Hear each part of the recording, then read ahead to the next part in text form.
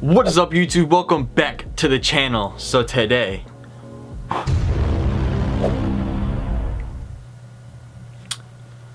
thought that was going to be way more dramatic. As you guys can already see from the title, the thumbnail, we are going to be talking about Walmart bikes. Now, if you guys already know me, you guys already know the past 2 years I've made Walmart bike videos. Usually I do one once a year. Last year's video was titled $100 BMX bike versus $1,000 BMX. And it was pretty much a brief recap of the first video I made, which was, are Walmart bikes actually worth the money? The opinion is still relevant. Not really worth the money in my opinion. But in this video right here, we dug way deeper. We went into the roots of Walmart. We even went to Walmart and we found some incredible things. We have seen things we cannot unsee. We have made mistakes that are unmistakable. On a real note, we went to Walmart and we inspected almost every single bikes on behalf of my bike mechanic career I had for literally like 5 months at a bike park. I could tell that these bikes were not. I need to be dramatic about this one, I'm sorry. These bikes for sure could not pass regulations. In the past 2 videos, it was very heavy about the money issue. It was very heavy about if they're actually worth the money. And if you guys want to go check that out, you guys can definitely feel free to go check them out. It'll be right here. Wait for it. And then also right here. In this video right here, we are going to be talking about more of the construction of the bike, passing regulations, and you know, things like that. First things first, we need more room. We need more room. No, that's not gonna work. No.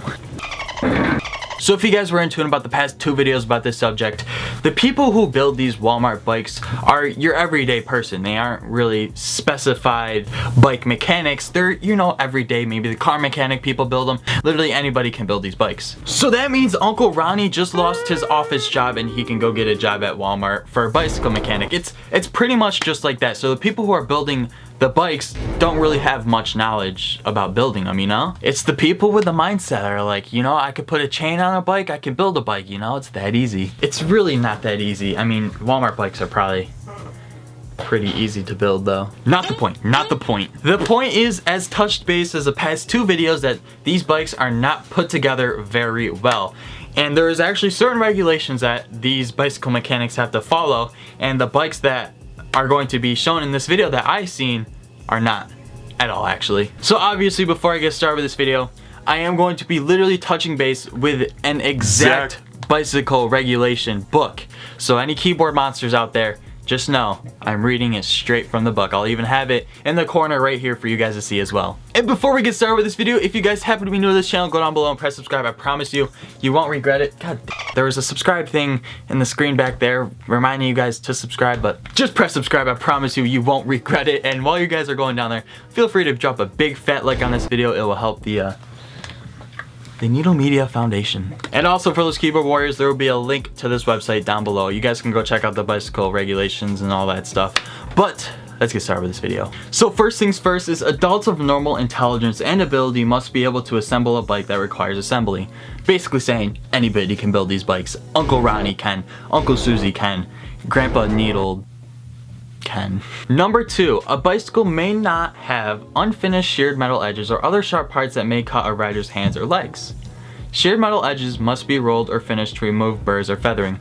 Now, that is going to lead into the first thing. So right here is an MGP green BMX bike. I'm not entirely sure what kind of MGP it is, but this bike has a giant sharp metal edge in between the headset cup and the head tube that you guys will be seeing right here. So it's hard to see, but it comes out just a little bit past the headset cup. So if you're just running your hand through it, you will probably get like a little scratch or a little cut if you hit it with the right angle. But that is definitely not passing regulation, let me just put it there. Number 3, when a bike is tested for braking or road performance, neither the frame nor steering part, wheel, pedal, crank, basically anything part may show a visible brake. Now, this isn't really like a visible brake. This is more of a what I'm about to show you guys is more manufacturer default. As you guys can see right here, it looks like the welder or the machine or whatever fell asleep halfway during welding this bike. Like there's literally a hole that goes straight through the down tube and top tube right into the head tube. I'm not sure whether that's like supposed to be there, but either way, definitely not the smartest thing. And I know this is a reflector, it doesn't really matter, but this was clearly broken. Might as well just throw it in there because why not? So even on this same Mad Gear bike, it even has a sticker that just makes all the parents feel so happy when buying it that says, word for word, meets US Consumer Product Safety Commission's regulations for bikes. Now, I'm not entirely sure if that's the case, especially if we just busted like 2 things already on it. But you know what, who cares? Back when I just started riding BMX, I literally bought these Walmart bikes like they were candy. And I just kept going through them, going through them, going through them, going through them, going through them. Going through them. And you know what, I didn't really care because it was a bike to ride and they allowed me to have fun, so didn't really care about all these odds and ends. Number 4, screws, bolts, and nuts used to fasten parts may not loosen, break, or fall during testing. Now I know it says during testing they're not supposed to, but this bike right here, it's a children's bike. A little princess Barbie bike, I think it is. Anyways, this bike right here, I was able to unscrew it with my hands. I literally picked the bike up and the front wheel was really shaky. I'm like, whoa, what is going on here? Like, what the heck? I was able to loosen the bolt with my hand. There could be a load of things that cause this. You know, somebody could have ran over and loosened it. But bottom line is that that bike is going to a little girl maybe. And a lot of parents think right when you buy a bike, you're good. It's off the lot like a car, like you're good to drive it, you're good to ride it. You don't really have to do anything to it. But even if that's the case, if you torque that nut to the right spec, it shouldn't have loosened no matter what. Like I said, unless somebody came over and loosened the bolt, but why would somebody do that? So before I see any comments, I did try to tighten it as much as I could with my fingers because I didn't want anybody to get hurt on it. So I tried really hard to tighten my fingers. Let me tell you what, it hurt. So even as a BMX rider myself, working on brakes is kind of difficult. So I couldn't even imagine Uncle Ronnie or Aunt Susie or Grandpa Needle trying to work on brakes and building a bike with brakes. So I definitely give a little slack for the people who have to work on these bikes. Letter A, when tested, handbrakes may not break, fail, or have clamps that move or parts that go out of alignment. To test brakes, push a lever all the way down to the handlebar with a force of 100 pounds, then load the test bike or rocket back and forth with a 150-pound weight on the seat. La-di-da-di-da-di. Make sure the brakes are working, yada yada. Now this is where it stumps almost every single mother freaking bike. So to sum up the 4-minute video that I have in my phone of every single bike that has a brake malfunction, all the brakes were either like this or like this. So they were either way too tight or way too loose. So you had to pick and decide. And honestly, if you ever came across this, pick the ones that are looser because they're easier to just adjust. All you have to do is pull out a little, unscrew like the little thing that connects to the lever. I could only imagine little Dylan bombing a hill and then all of a sudden trying to stop and just, Dad, it's not stopping. It's not stopping. and then bam. So enough with reading off the regulations and all that nonsense. If you guys want to read more about it, just go down in the description below and definitely go give it a read if you guys don't believe anything I'm saying. So I've already established that I ride BMX. So every single bike that I looked at Walmart was a BMX bike. I didn't really care to look at any of the mountain bikes because I ride BMX. So along with the brakes, one of the things that seemed to be very apparent with almost every single bike that I stumbled upon was the amount of grease. Like the runoff of grease or oil that they used when they put the bikes together. Now right here, you guys see that there's like some sort of grease or oil right on the outside of the stem. Now it's a part that causes a little bit of a discussion. Should you really grease the inside of a stem that connects to the fork or the inside of the stem that connects to the handlebars? I don't know, that's up for discussion. Personally, I don't because I don't want my bars to slip, but some people do and their stem holds up. I don't know, leave a comment down below of what you guys think, but just the overrun of it kind of makes me nervous because there's not really supposed to be that much there anyways. So I did get bamboozled into thinking this bike right here was a BMX bike. The brakes were failed obviously, so I'll show you a clip of that really quickly right here. But it was a 20-inch mountain bike and these brakes were failed. Almost every single bike in the whole entire row of bikes, the brakes were not working. And right here, along with almost every single other bike, the welds were atrocious. Oh my god. These welds can't oh wow. These welds. Words cannot put a description on the welds that these bikes have. I'll let you guys roast the welds in the comment section below, but I really cannot put a word to describe these welds. Next, some of the designs of the bike were just abnormal. This bike right here was a little kid's bike and for some reason it had 2 holes drilled on the top tube. I'm not too sure why.